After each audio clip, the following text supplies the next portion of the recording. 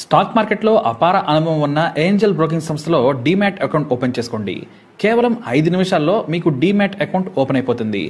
Zero cost. మీరు ₹1 కూడా pay చేయని అవసరం లేదు. కేవలం మీ దగ్గర ఉండవలసింది మీ PAN card, Aadhaar card, bank account. ఈ వీడియో కింద ఉన్న లింక్ క్లిక్ చేస్తే కేవలం 5 నిమిషాల్లోపే డీమ్యాట్ అకౌంట్ ఓపెన్ చేసి ట్రేడింగ్ కూడా స్టార్ట్ చేసేయచ్చు. కేరళలో ఓ వరకట్న వేధింపుల కేసు సంచలనంగా మారింది. ఓ వీడియో కూడా వైరల్ అయింది. అయితే కంప్లైంట్ ఇవ్వడానికి స్టేషన్కి వెళితే ఎస్ఐ దురుసుగా ప్రవర్తించాడు. పైగా ఫిర్యాదు చేయడానికి వచ్చిన వారిపైనే నోరు జారాడు. దీంతో ఈ వివాదం కాస్త రాష్ట్ర వ్యాప్తంగా సంచలనం సృష్టించింది. సదరు ఎస్ఐని ఉన్నతాధికారులు సస్పెండ్ చేశారు. కానీ పోలీసుల కళ్ళు కప్పి నిందితుడు పారిపోయాడు. అంతే, మొత్తం ప్రభుత్వంపై, పోలీసులపై తీవ్ర విమర్శలు మొదలయ్యాయి. ఈ కేసు ఇప్పుడు రోజు కేరళ మీడియాలో హాట్ టాపిక్గా మారింది. ప్రభుత్వం, పోలీసు ఉన్నతాధికారులు ఈ కేసును స్వయంగా పర్యవేక్షించినా కూడా నిందితుడు పారిపోవడంతో కేసు జనాల్లో నానుతోంది. ఆ సెన్సేషనల్ వరకట్న పెళ్లి పుస్తకం కథను మీరు చూడండి. కోలీకోడ్కు చెందిన రాహుల్ పి గోపాల్ అనే యువకుడు జర్మనీలో ఏరోనాటికల్ ఇంజనీర్. ఇతను చదువులో, ఉద్యోగంలో తోపు, కానీ ప్రవర్తనలో పెద్ద వెధవ. ఇతనికి జర్మనీలో మంచి శాలరీ వస్తోంది. పైగా పెద్ద కంపెనీయే మొత్తం రాహుల్కు సదుపాయాలు కల్పిస్తోంది.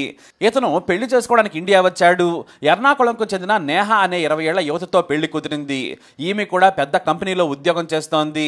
వీరికి దూరపు బంధువుల ద్వారా పెళ్లి సంబంధం కుదిరింది. అయితే ఈ రాహుల్ ఓ మిస్టరీ పెళ్లి కొడుకు. ఇతని ఫ్యామిలీయే లపాటా కుటుంబం అని ఎవ్వరికీ తెలియదు.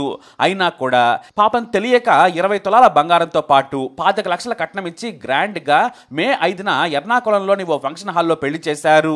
ఇక జర్మనీలోనే ఉద్యోగం చేసేంత అర్హతలు నేహాకున్నాయి. ఇక చూడటానికి కూడా బ్యూటిఫుల్ గా ఉందని పెద్దగా కట్నం కూడా డిమాండ్ చేయకుండానే పెళ్లి చేసుకున్నామని మొదట రాహుల్ తల్లిదండ్రులు, బంధువులందరికీ చెప్పారు. అలా మే 5న పెళ్లి జరిగిపోయింది. గురువాయూర్ ఆలయంలో బంధువుల సమక్షంలో వేడుకను జరిపించారు.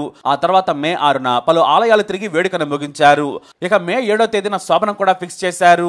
ఇక 3 రాత్రులు కూడా పెళ్లి కొడుకు ఇంట్లోనే జరిగాయి. ఆ తర్వాత వరుసగా విందులు కూడా జరిగిపోయాయి. మే 13వ తేదీన నేహా ఇంట్లో పెళ్లి కొడుకు, అతని కుటుంబ సభ్యులకు విందు ఏర్పాటు చేశారు. అది కూడా జరిగితే పెళ్లి తంతు మొత్తం ముగుస్తుంది. అంటే కొత్త బట్టలు పెట్టి విందిచ్చి కూతురుని మరోసారి అత్తారింటికి పంపుతారన్నమాట. మే 13వ తేదీన పంపడానికి మే 12వ తేదీనే పెళ్లి కూతురు నేహను తీసుకెళ్లేందుకు తల్లిదండ్రులు, ఇతర కుటుంబ సభ్యులు 2 కార్లలో కోలీకోడ్కి వచ్చారు. అయితే వచ్చి రాగానే కూతురును చూసి షాక్ అయిపోయారు. ఎందుకంటే నేహ కళ్ళు వాచిపోయాయి, పెదాలు చిట్లిపోయాయి, మెడ చుట్టూ గాయాలు, నల్లగా కమిలిపోయి ఉంది, చేతి మీద రక్కిన గాయాలున్నాయి. ఇవన్నీ చూసి ఒక్కసారిగా షాక్ అయ్యారు. తండ్రి పరుగున వచ్చి ఏం జరిగిందని కూతురుని అడిగాడు. మొదట చెప్పడానికి మొహమాట పడింది. కానీ తల్లి పక్కకు తీసుకెళ్లి అడగడంతో బోర్న ఏడుస్తూ రాహుల్ నన్ను కొట్టాడని చెప్పింది. పాపం. కొట్టాడా? ఎందుకు అంటే తనకు కారు కావాలని తీవ్రంగా కొట్టాడు. నాకు లవ్ అఫైర్ ఉందని బెదిరిస్తూ కొట్టాడు. ఛార్జింగ్ వైర్తో మెడకు ఉరేశాడు. నిన్ను చంపేస్తానంటూ పేకకు చుట్టి గట్టిగా లాగాడు. నేనే బలంగా ఎడమ చేత్తో వైరును లాగేశాను.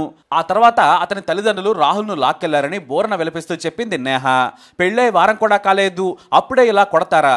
నీ కొడుకు సైకోనా ఏంటని నిలదీశారు నేహ తల్లిదండ్రులు, కుటుంబ సభ్యులు.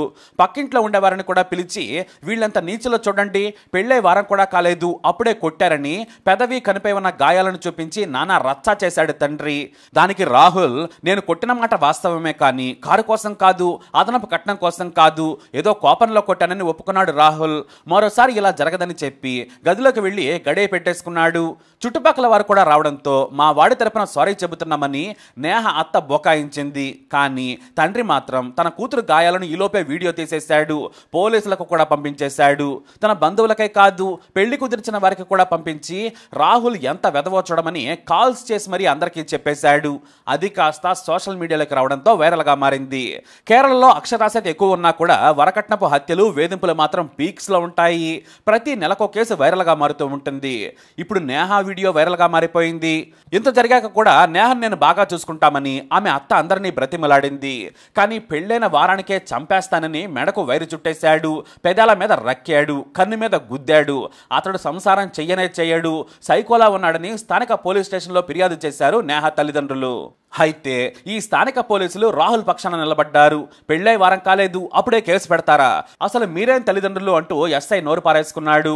సాక్ష్యం చూపించినా కూడా ఓవర్ యాక్షన్ చేశాడు. దీంతో ఉన్నతాధికారులకు ఫిర్యాదు చేశారు. సోషల్ మీడియాలో పోలీసుల మీద కూడా ఉన్నతాధికారులకు, మంత్రులకు ట్యాగ్ చేస్తూ ఫిర్యాదు చేశారు. అంతే వెంటనే ఎస్ఐని సస్పెండ్ చేశారు పోలీసులు. కేసును నమోదు చేసి విచారణ చేయగా రాహుల్కి ఇది రెండే పెళ్లిని తేలడంతో నేహ సహా అందరూ ముక్కున వేలేసుకున్నారు. గతంలో కూడా ఎర్రతపెట్టకు చెందిన మహిళను పెళ్లి చేసుకున్నాడు రాహుల్. ఇలానే శాడిజం చూపించడంతో సదరు యువతి పారిపోయి మరీ విడాకులు తీసుకుంది. ఆ విషయాన్ని దాచిపెట్టారు రాహుల్ కుటుంబ సభ్యులు. అయితే తీరా పెళ్లికి ముందు ఓ బంధువుకు తెలియడంతో నిలదీయగా కేవలం ఎంగేజ్మెంట్ మాత్రమే జరిగింది. అది కూడా పెద్ద వేడుక కాదు, ఇంట్లోనే పెళ్లి కుదుర్చుకున్నాం, మరుసటి రోజే పెళ్లి క్యాన్సిల్ చేసుకున్నామని రాహుల్ తల్లి ఉషా కుమారి బోకు మాటలు జంకింది. అయితే పోలీసులు కేసు పెట్టిన తర్వాత ఈ వరకట్నపు వేధింపుల కేసు హాట్ టాపిక్ గా మారింది. దీంతో పలు యూట్యూబ్ ఛానళ్ల నుంచి మీడియా వరకు వారిని ఇంటర్వ్యూ చేశారు. రాహుల్ తల్లిదండ్రులు మాత్రం మా కొడుకు కొట్టడం తప్పే, కానీ అతను కొట్టిందే మాత్రం కారు కోసం కాదు, నేహ పెద్ద తాగబోతూ ఆమెకు మద్యం తాగే అలవాటుందని ఓ ఫోటోని మీడియాకు చూపించింది రాహుల్ తల్లి. ఆమెను మద్యం తాగొద్దన్నందుకు మత్తులో నోరు పారేసుకుంది, కోపంలో కొట్టాడని సూపర్ సినిమా స్టోరీ అల్లింది. ఇదే విషయంపై నేహను ప్రశ్నించారు మీడియా ప్రతినిధులు. మీరు ఆ ఫోటో చూడండి, మా అత్తగారింట్లో వేడుక పేరుతో మద్యం సీసాను టేబుల్ మీద పెట్టారు. ఆ రోజు నేను, నా మరదలు కార్తిక, మా అత్తతో పాటు మరో 2 లేడీస్ కూడా కూర్చున్నారు. అందులో రాహుల్ సిస్టర్ కూడా ఉంది. నేను తాగనని చెప్పినా కూడా గ్లాస్ చేతిలో పెట్టి మరీ చీర్స్ చెప్పమన్నారు. సరిగ్గా అప్పుడే ఫోటో తీశారు, కానీ ఈ రోజు ఇలా దాన్ని వాడతారని నేను అస్సలు ఊహించలేదు. దీన్ని బట్టి చూస్తుంటే ప్రీ ప్లాన్డ్ గా చేశారని అర్థమవుతుందని బోరమంది నేహ. అయితే పోలీసులు అరెస్ట్ చేస్తారనే భయంతో ముందస్తు బెయిల్ కోసం రాహుల్ ప్రయత్నిస్తున్నాడు అనే వార్తలు కూడా మీడియాలో వచ్చేశాయి. అతను బెయిల్ కోసం ఏర్పాటు చేసుకుంటున్నట్లుగా హంగామా చేశారు. ఇక రాహుల్ కూడా టీవీ ఛానల్తో మాట్లాడాడు. నేను నేహను కొట్టాను, కానీ కారు కోసం మాత్రం కాదని నోరు జారాడు. ఆమె తప్పుడు మనిషి, పెద్ద తాగుబోతూ. నేహను కారు కావాలని ఎందుకు అడుగుతాను? నేను ఉండేది జర్మనీలో, ఎక్కడ కారు ఏం చేసుకుంటాను? మా ఇంట్లో ఓ కారు ఉంది. నేహ తప్పుడు మాటలు మాట్లాడిందని చెప్పాడు. మరోవైపు నేహ మాత్రం వీళ్ళ ఫ్యామిలీనే పెద్ద ఫ్రాడ్లా ఉంది. జర్మనీ నుంచి ఇండియా వచ్చినప్పుడు మనం టూర్స్ వేద్దాం, ఓ లగ్జరీ కారు కావాలని నన్ను అడిగాడు. రేపు వేడుకలో మీ తల్లిదండ్రులతో చెప్పాలని నాకు చెప్పాడు. సరే లగ్జరీ కారు కావాలంటే ఎంత అవుతుంది అని అడిగాను. 20 లక్షలు అన్నాడు. అంత డబ్బు మా నాన్న దగ్గర లేదు, ఇవ్వడు, నేను కూడా అడగను. ఒప్పుకున్న బంగారం డబ్బులు నీకు ముందే ఇచ్చారు. ఇలా విదేశాల్లో ఉద్యోగం చేస్తూ అడగడం బాగాలేదని అన్నాను.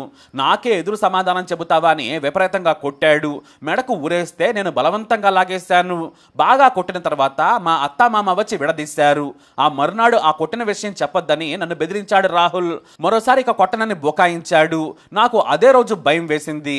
నేను ఒక శాడిస్ట్ కుటుంబంలోకి కోడలుగా వచ్చానని భయం వేసింది. మా అమ్మకు విషయం చెప్పడంతో కేసు పెడదామన్నారు. నా భవిష్యత్తుపై వారికి బెంగ ఏర్పడిందని చెప్పింది నేహ. ఇక పోలీసులు రాహుల్ను కుటుంబ సభ్యులను విచారించారు. కానీ ఓవైపు బెయిల్ కోసం ప్రయత్నిస్తున్నట్లు డ్రామాలాడిన రాహుల్ తప్పించేసుకున్నాడు. ఆ మర్నాడు పోలీసులు అతను అదుపులోకి తీసుకుందామని వెళ్ళగానే లేడని, ఎటు వెళ్ళాడో తెలియదని తప్పుడు సమాచారం ఇచ్చారు తల్లిదండ్రులు.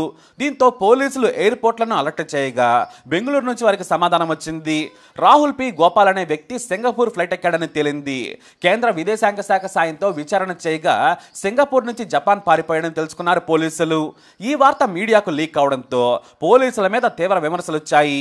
ఇటు ప్రతిపక్షాలు కూడా వరకట్న వేధింపులకు పాల్పడిన యువకుడికి వత్తాసు పలికారు. ఇప్పుడు వారి కళ్ల ముందే జర్మనీకి పారిపోయాడని ఆరోపించారు. దీంతో ఈ కేసు ప్రభుత్వం ఫెరోక్ ఏసీపీ సాజుకే అబ్రహంకు అప్పగించింది. ప్రత్యేక టీంను ఏర్పాటు చేసి విచారణ చేయగా సిఐఏఎస్ శరణ్ నిర్లక్ష్యం వహించాడని అతన్ని కూడా సస్పెండ్ చేశారు ఏసీపీ. అయితే రాహుల్ కు అతని స్నేహితుడు రాజేష్ అనే వ్యక్తి సహకరించాడని విచారణలో తేలింది. రాజేష్ అనే వ్యక్తి స్వయంగా తన కారులో రాహుల్ బెంగళూరు తీసుకెళ్లాడు.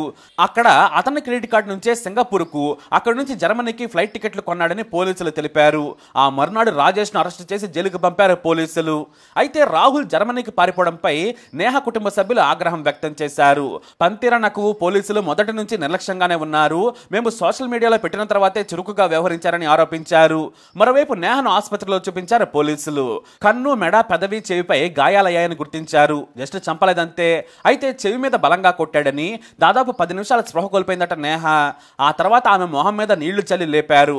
లేవగానే మళ్లీ కొట్టడం మొదలు పెట్టాడని నేహ పోలీసులకు చెప్పింది.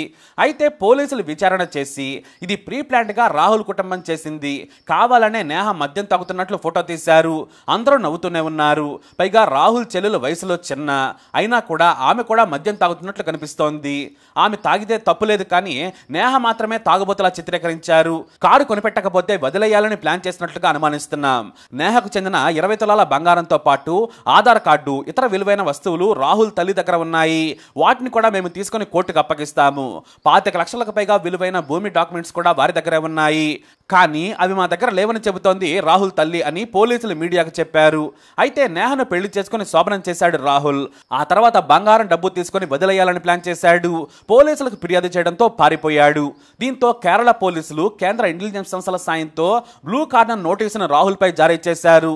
ఎలాగైనా సరే జర్మనీ నుంచి లాక్కొచ్చి జైల్లో వేస్తామన్నారు ఏసీపీ. తప్పు చేయకుంటే పారిపోవాల్సిన అవసరం లేదు, పైగా తాను కొట్టానని ఒక మీడియాతో మాట్లాడుతూ ఒప్పుకున్నాడు.